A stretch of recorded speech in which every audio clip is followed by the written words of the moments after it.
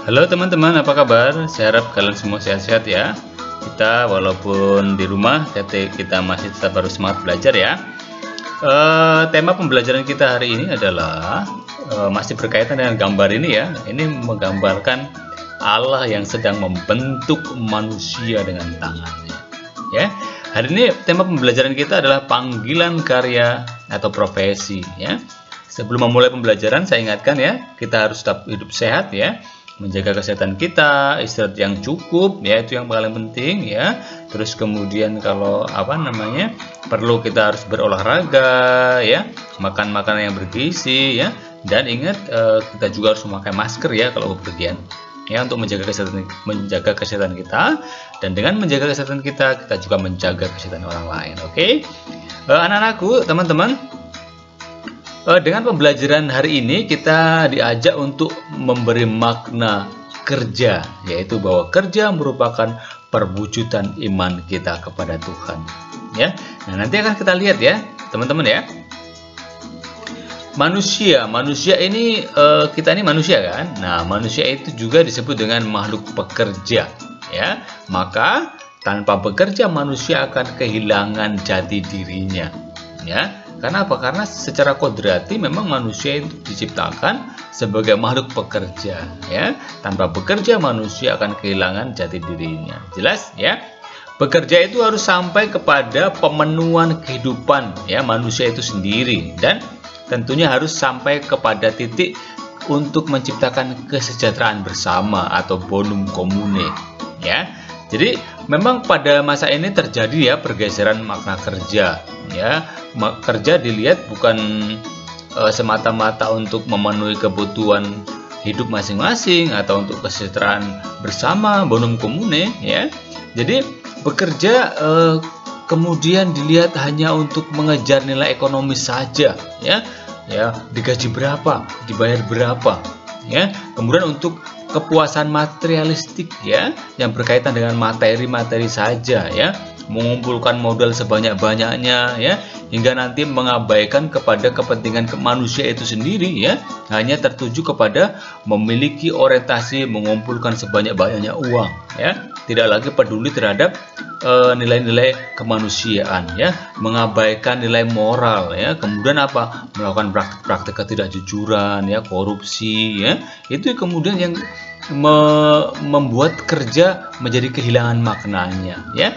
Terus hanya untuk meningkatkan gengsi ya, terus menghalalkan segala cara untuk mendapatkan pekerjaan tertentu ya, dengan suap, dengan setelah bekerja kemudian melakukan korupsi ya. Itulah pergeseran makna kerja yang terjadi di kalangan masyarakat dewasa ini ya. Jadi masyarakat juga kurang memberi atau menghargai pekerjaan domestik ya, atau pekerjaan yang biasa ya, seperti ibu rumah tangga ya, buruh, petani ya. Meskipun pekerjaan itu dijalani dengan penuh ketekunan dan pengorbanan ya. Jadi mereka kurang menghargai ya, bahwa ibu rumah tangga itu memang pekerjaan yang mungkin remeh temeh ya bagi sebagian orang, tapi itu lihat, itu pekerjaan yang luar biasa. Karena apa? Karena harus ya melihat segi-segi yang ada dalam rumah tangga ya. Ada nanti harus membersihkan rumah ya, mencuci piring, membereskan dapur ya, mendampingi anak ya. Itu pekerjaan yang tidak mudah loh ya, harus dibutuhkan ketekunan dan pengorbanan. Dan nah, itu mungkin sekarang ini kurang mendapat perhatian ya, apalagi buruh dan petani ya, yang mungkin dipandang sebagai pekerjaan-pekerjaan yang remeh temeh, pekerjaan-pekerjaan yang yang tidak bermakna. Nah, ini teman-teman nanti akan kita lihat ya. Maka gereja melalui ajaran sosialnya ya. Di sini ada dua ajaran gereja yang akan kita bahas. Yang pertama adalah Laborem Exercens ya, artikel 25 ya. gereja menegaskan bahwa manusia hendaknya menyadari ya, ketika ia melakukan pekerjaan, ia berpartisipasi dalam pekerjaan Tuhan. Ya, dengan tenaganya manusia memberikan sumbangan, merealisasikan rencana Tuhan di bumi.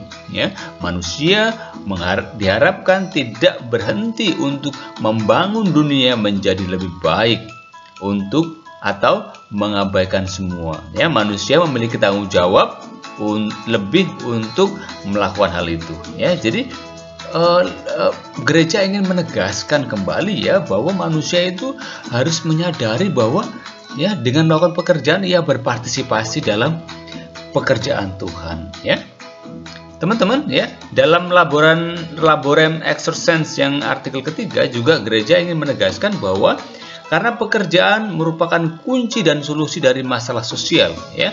Pekerjaan sangat menentukan manusia dalam membuat hidup menjadi lebih manusiawi, ya.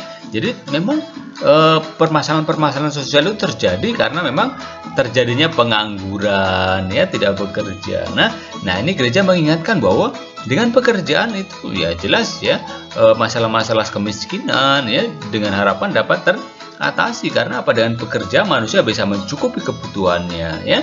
Dan mencukupi kebutuhannya berarti manusia ya ikut menjaga suasana ya kehidupan sosial ya, permasalahan-permasalahan sosial menjadi teratasi ya. Dan yang ketiga Centesimus Annus ya artikel 31 ya, gereja ingin menegaskan bahwa dengan bekerja manusia berinteraksi dengan manusia lain ya. Lewat kerja pula manusia menghasilkan sesuatu untuk orang lain ya.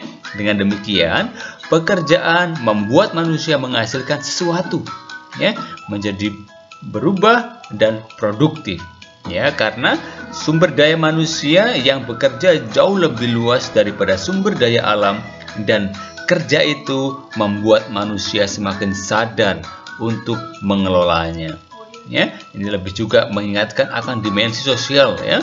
Sekali lagi bahwa dengan bekerja jelas ya manusia akan berinteraksi dengan manusia lain ya, menghasilkan sesuatu untuk orang lain ya.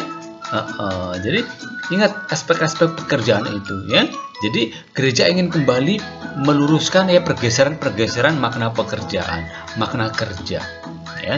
Teman-teman, kita lihat sekarang tentang arti kerja ya, bagaimana kerja ini dipahami ya. Kerja adalah setiap kegiatan manusia yang diarahkan untuk kemajuan manusia ya, baik kemajuan rohani maupun kemajuan jasmani, dan mempertahankannya. Karena itu pekerjaan memerlukan pemikiran dan merupakan kegiatan insani, kegiatan pribadi ya. Jadi kalau pekerjaan yang tidak diarahkan pada kemajuan manusia ya, atau kemajuan rohani atau jasmani ya jelas itu tidak dikatakan pekerjaan ya. Misalkan ya mencuri jelas ya itu bukan pekerjaan ya. Karena apa? Karena itu tidak mengarahkan kepada kemajuan manusia ya, malah merusak tentunya ya. Jadi kita bisa lihat ya mana yang digolongkan kepada pekerjaan atau kerja ya. Kerja dengan sadar harus diarahkan kepada sesuatu tujuan tertentu ya. Pekerjaan merupakan keistimewaan makhluk yang berakal budi ya, sebab hanya manusialah yang dengan sadar dan bebas dapat mengarahkan kegiatannya pada sesuatu tujuan tertentu ya. Jelas yang memiliki tujuan tertentu ya. Kalau pekerjaan ya dilakukan tidak memiliki tujuan ya, hanya sekedar rutinitas melakukan pekerjaan itu ya, berangkat jam 6 pulang jam 12 atau pulang jam 4 ya, tidak memiliki tujuan ya, bahwa memang dengan melakukan pekerjaan itu dia mampu untuk memenuhi kebutuhannya ya, pekerjaan itu mampu mengekspresikan dirinya ya. Jadi kerja dengan sadar harus diarahkan kepada suatu tujuan tertentu ya, dilakukan dengan sadar ya, dengan menggunakan akal budinya ya. Dan kerja merupakan suatu kegiatan insani yang ada dalam diri manusia sebagai makhluk yang berakal budi. Karenanya setiap jenis pekerjaan memiliki martabat dan nilai insani yang sama ya, seperti saya singgung tadi di awal ya.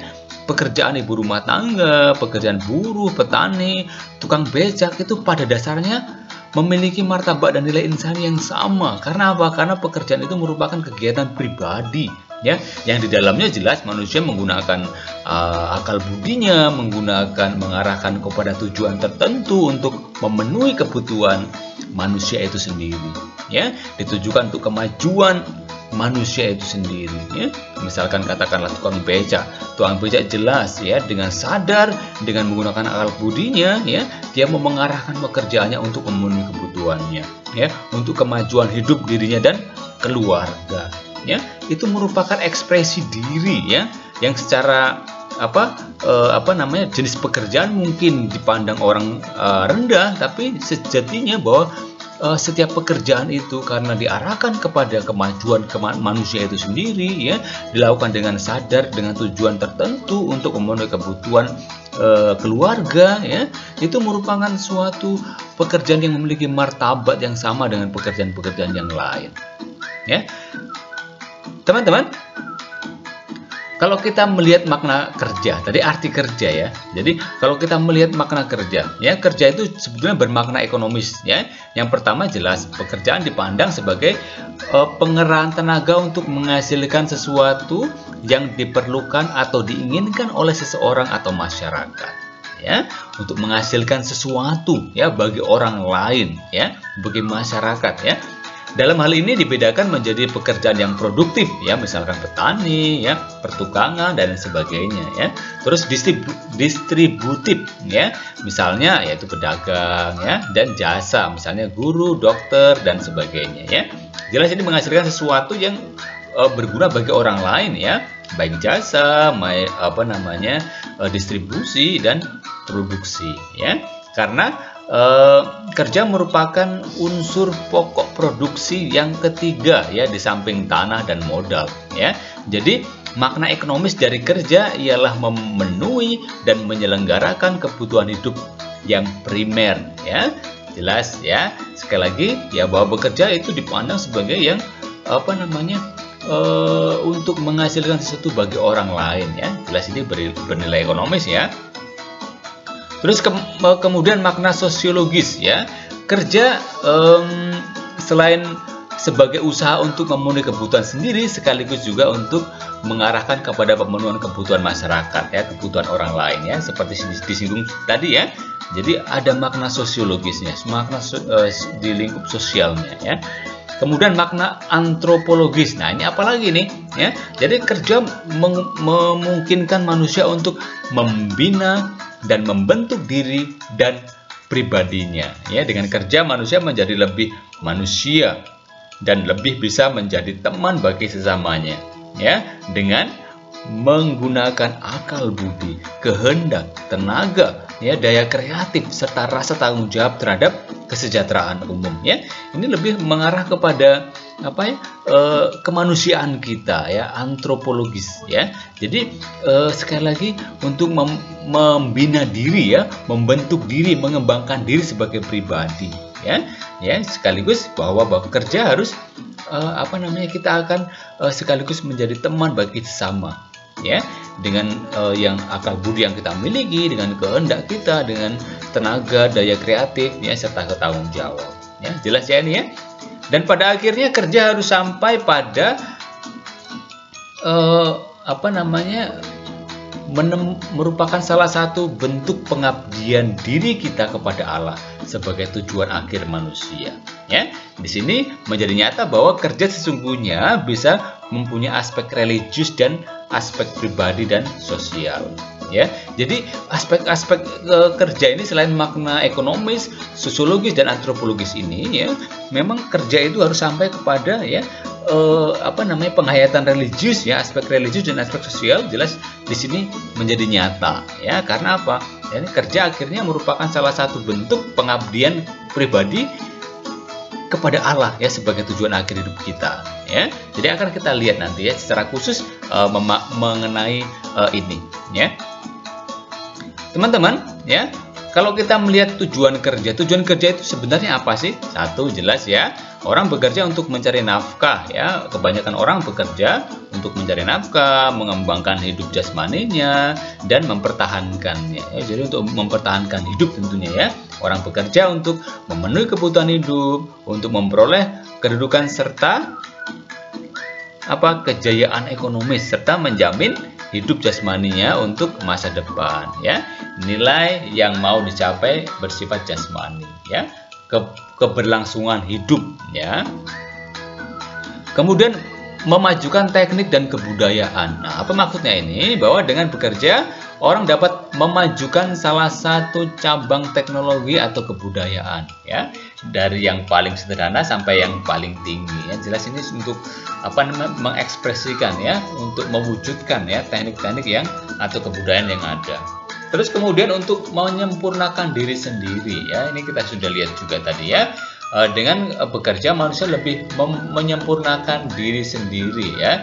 Ia menemukan harga dirinya, atau lebih tepat ia mengembangkan kepribadiannya. Dengan bekerja manusia lebih memanusiakan dirinya. Ya, ini lebih kepada makna antropologis tadi, ya, yang sudah kita lihat. Teman-teman, kalau kita bicara soal kerja, kita bicara soal kerja, ya. Apa sih hubungan antara kerja dan doa? Ada pepatah mengatakan ora et labora, ya, yang berarti berdoa dan bekerjalah, ya. Apa sih hubungannya? Jadi doa dapat menjadi daya dorong bagi kita untuk bekerja lebih tekun, lebih tabah dan tawakal. Ini, ya, yang menjadi hubungannya, ya, bahwa dengan berdoa manusia, ya, menjadi semakin tekun, menjadi semakin tabah dan tawakal dalam menjalani pekerjaannya, ya. Doa dapat memurnikan pola kerja, motivasi dan orientasi kerja kita, ya, apabila sudah tidak terlalu murni lagi, ya. Misalnya orang bekerja, ya, kemudian tidak menemukan lagi, ya, maknanya, maka doa bisa untuk memurnikan pola kerja kita, ya. Jadi doa dapat menjadikan kerja manusiawi mempunyai aspek religius dan adikodrati, bahwa manusia diciptakan memang untuk bekerja, ya. Nanti akan kita lihat, ya, secara khusus, ya, bagaimana nanti kita bisa bercermin dari Allah sendiri yang bekerja, ya. Nanti akan kita lihat. Dan maka kalau kita mengatakan semakin kita bekerja, maka seharusnya semakin kita banyak juga berdoa. Kenapa sih? Ya itu tadi, karena apa? Dengan bekerja, dengan berdoa, orang menemukan kekuatan dan dorongan serta perwujudan iman seseorang, ya. Maka kalau semakin banyak bekerja, toh kita harus memiliki banyak dorongan, kan, banyak kekuatan. Nah, itu kita timba dari doa. Maka ungkapan yang mengatakan semakin kita bekerja, ya, atau banyak bekerja, seharusnya kita juga harus semakin banyak berdoa. Karena apa? Karena ini kekuatan, ini dorongan, ya, yang sekaligus perwujudan iman seseorang, ya. Jadi sekaligus bahwa berdoa itu merupakan juga refleksi atas kerja, ya. Atau refleksi, ya, refleksi berarti melihat kembali pekerjaan kita. Oh, ada yang nggak beres, ya. Oh, ada yang kurang, ya. Maka ini doa itu sebagai ungkapan itu, ya. Di samping menjadi sumber dorongan dan kekuatan kita, ya. Maka tidak heran kalau kita banyak bekerja, harus kita banyak berdoa, karena itulah sumber kekuatan dan dorongan kita untuk menjadi lebih baik, ya, karena itu mewujudkan juga refleksi kerja kita. Terus yang kedua, apa sih hubungan kerja dan istirahat? Nah, boleh nggak sih manusia beristirahat, ya, ketika ia bekerja? Nah, kerja dan istirahat merupakan dua hal yang saling melengkapi, ya, karena memerlukan istirahat, manusia seharusnya bekerja menurut irama alam, ya. Manusia itu bukan mesin, ya. Lihat, ya, petani itu, ya, bekerja siang, kemudian malam, ya, beristirahat. Itu irama alam, ya. Ada terang, ada gelap, ya. Itu yang harus kita lihat kembali, ya, bahwa manusia itu jelas memerlukan istirahat, ya. Manusia itu bukan mesin. Pekerjaan itu bernilai karena manusia sendiri bernilai, ya. Maka manusia harus dapat menikmati nilai kerjanya secara pribadi dan langsung, ya. Jelas ini melalui istirahat, ya. Jadi nanti ada, kalau setelah kita kerja, ada weekend, ya, saatnya istirahat, ya, menikmati hasil pekerjaannya, ya. Dan Allah sendiri juga bekerja sebagai pencipta, ya. Allah bekerja 6 hari lamanya dan beristirahat pada hari yang ke-7. Ya, ini dalam kitab Kejadian dikatakan, ya, maka sebagai citra Allah manusia harus meneladani Dia, ya, maksudnya Allah ya, juga dalam bekerja, ya. Dalam kitab Kejadian juga dikatakan ya, hari ke-7 adalah hari Sabat Tuhan Allahmu. Maka jangan melakukan sesuatu pekerjaan. Ya, jelas ya. Dari ayat ini kita sebagai citra Allah, manusia tidak dapat dipaksa untuk bekerja secara terus-menerus ya. Dia juga harus diberi kesempatan untuk beristirahat ya. Bekerja, manusia memuliakan Allah dan mengabdikan kepada tujuan sebagai tujuan akhir kita ya. Jadi ingat ya, Allah pun bekerja ya pada hari bekerja ya, terus kemudian istirahat pada hari Sabat ya. Kita sebagai citra Allah, kita juga sekali lagi diajak untuk ya, selain bekerja kita juga harus beristirahat ya. Jangan terus-menerus ya, kita bukan mesin ya, kita bukan barang, kita itu seseorang. Teman-teman ya, untuk mengakhiri pembelajaran kita ya, saya mengajak kalian untuk mengerjakan tes tertulis ini. Ya, tes ini hanya untuk menguji apakah kalian sudah menyerap ya apa yang sudah kita pelajari hari ini ya. Pertanyaannya nggak banyak ya, jadi silahkan nanti dituliskan ya. Yang pertama ya, jelaskan mengapa budaya kerja hendaknya ditumbuh kembangkan dalam diri setiap orang ya. Ingat ya penjelasan saya yang pertama tadi. Kemudian yang kedua, jelaskan arti dari kerja. Nah, ini ada 3 tadi ya, arti kerja. Kemudian apa makna kerja secara sosiologis ya? Ini jelas ya, tadi ada juga sudah saya jelaskan.